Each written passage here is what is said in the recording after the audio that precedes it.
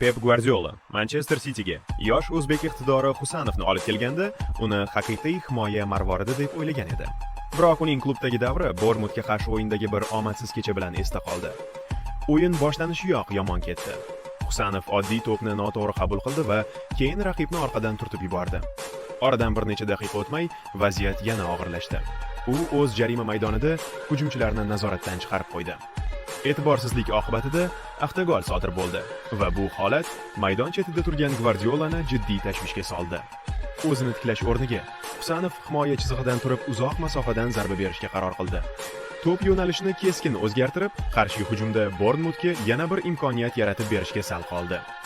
So'nggi zarba esa uning qo'pol harakati uchun olingan sariq kartochka bo'ldi. Guardiola yetarli deb hisobladi va darhol uni boshqa himoyachiga almashtirdi. Manchester City 2-1 hisobida g'alaba qozondi. Ammo Husanov shu o'yindan keyin